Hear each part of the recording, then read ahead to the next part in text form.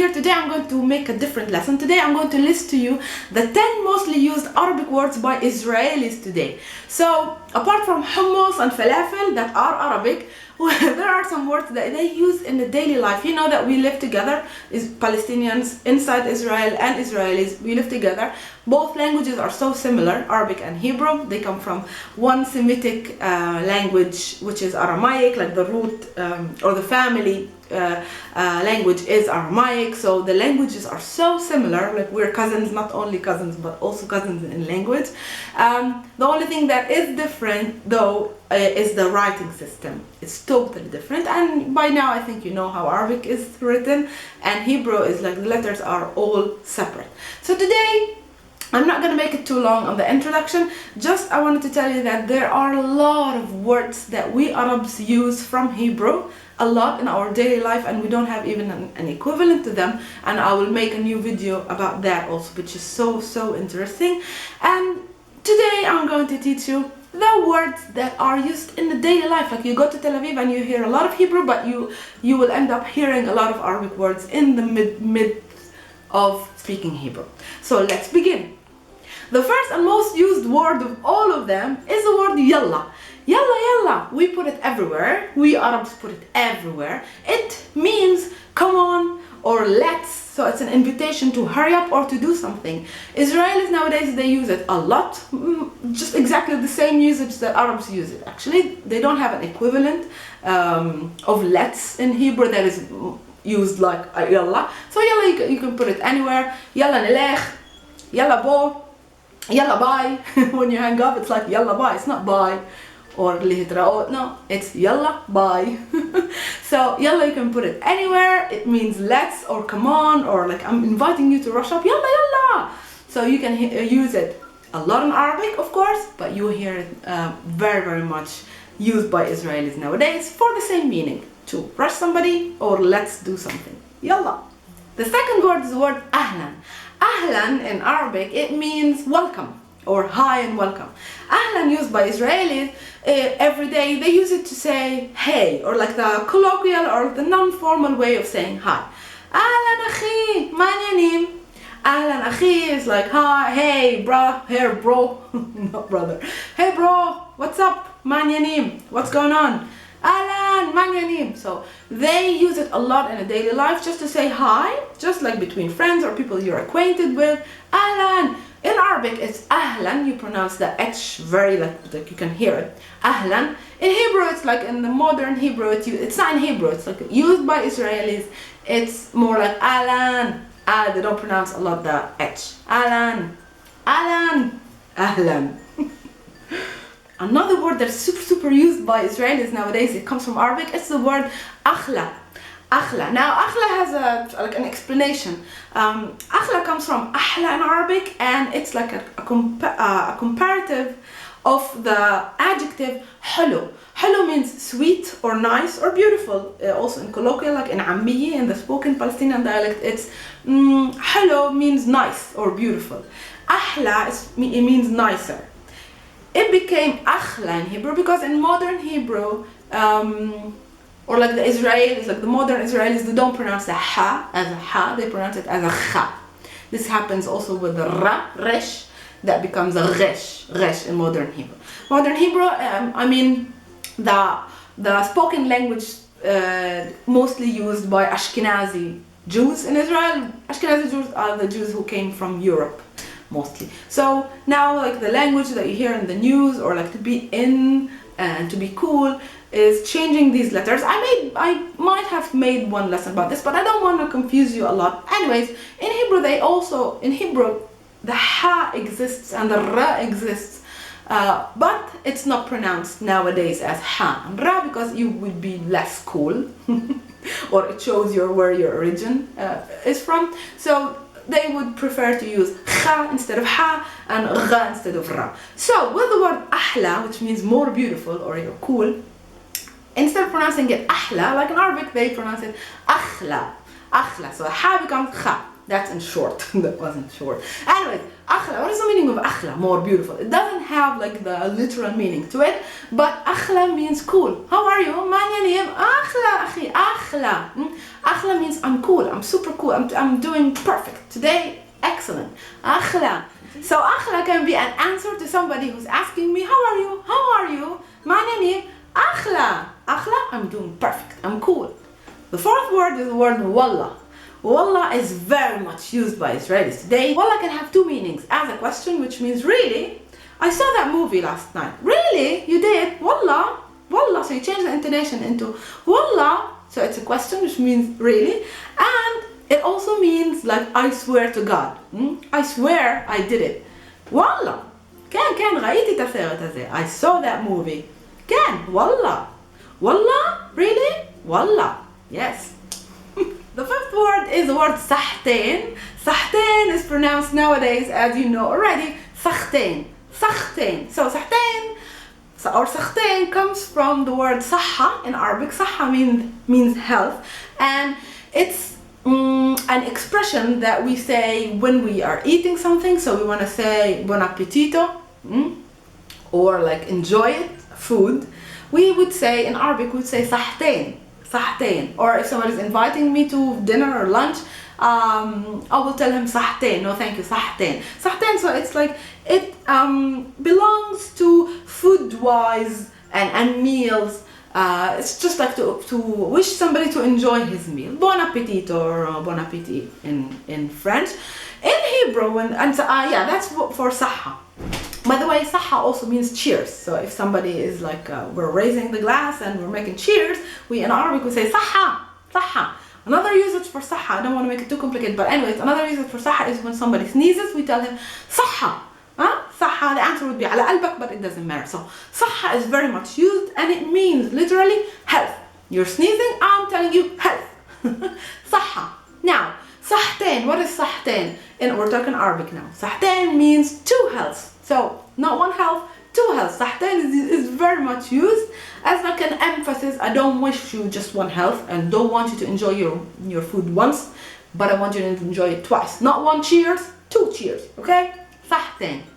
Now, Jews nowadays, Israeli Jews, took the word صحتين from Arabic and they are using it in everyday life as صحتين, and they use it mostly to say congratulations.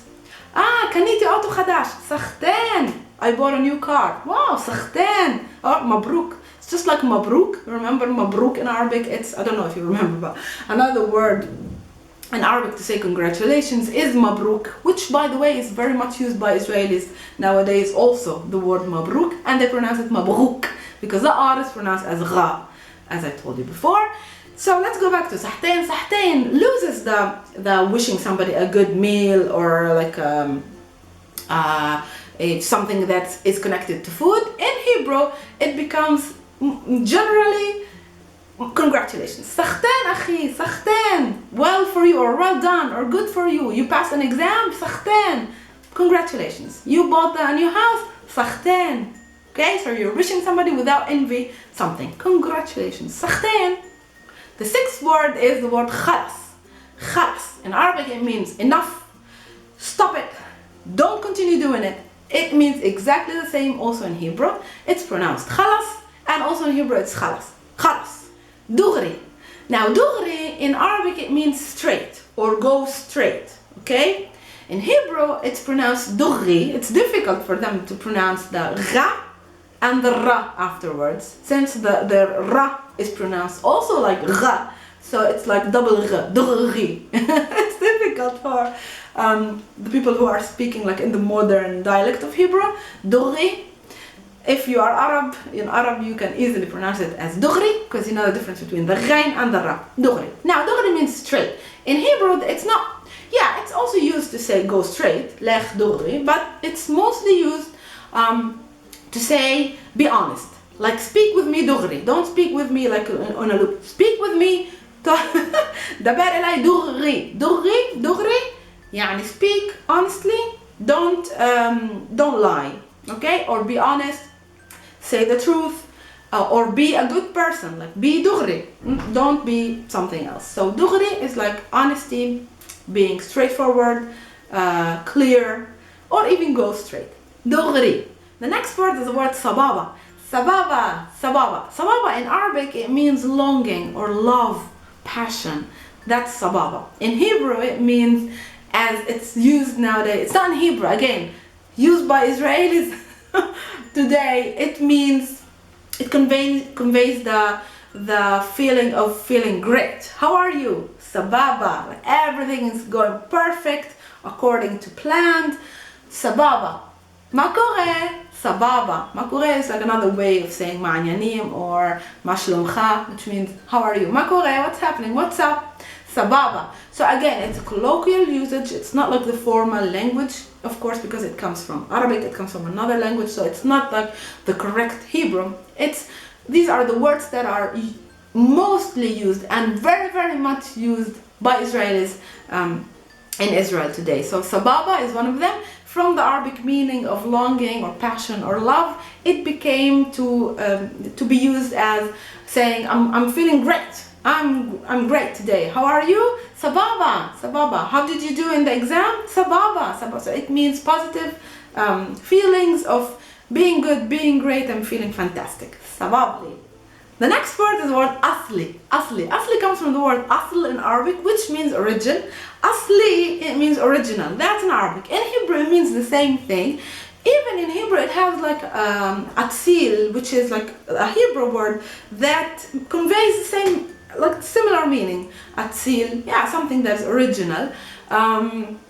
But they don't use the Hebrew word, they use the Arabic word, which is asli, exactly the way it is. They put it in Hebrew and they use it in a daily life. Israeli Jews. Asli, which means this is something genuine, this is something original. Kaniti Adidas Asli. What is Kaniti Adidas Asli? I bought an original Adidas. I don't know how you say Adidas, maybe Adidas, because I just came back from the US, where they say Adidas. Every time I said Adidas, they would look at me funny and what? Anyways, so Kaniti Adidas Asli. Wow, Asli. زي خمس أصلي, they would say, like this is a real, original and genuine hummus, which is hummus. زي خمس أصلي. So asli means original or something that's genuine. It's also used by Arabs for the same meaning and also for Israelis. Another Arabic word used by Israelis today is the adjective mabsut. Mabsut in Arabic, it means happy or delighted. I'm happy and I'm mabsut.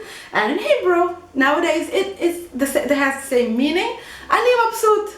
I'm fine, I'm cool, I'm happy. Everything is going perfect. Mabsut. So to convey positivity, again, it's also a perfect answer to ma kore, ma'anyanim, ma shlomcha, how are you? Mabsut. Wallah ani mabsut. Sometimes they combine even two words. Wallah ani mabsut. I swear I'm mabsut, I'm happy. Or wallah ani sababa. Akol beseder, ani mabsut. I'm mabsut. Mabsut is happy. Mabsuta is happy for female. So if I'm a female, ma'anyanim, wallah mabsut. An extra word that I'm adding to this list is the word fadiha. Fadiha. In Arabic, it's not fadiha. I think you know by now. It's fadiha. Fadiha. Fadiha means a scandal.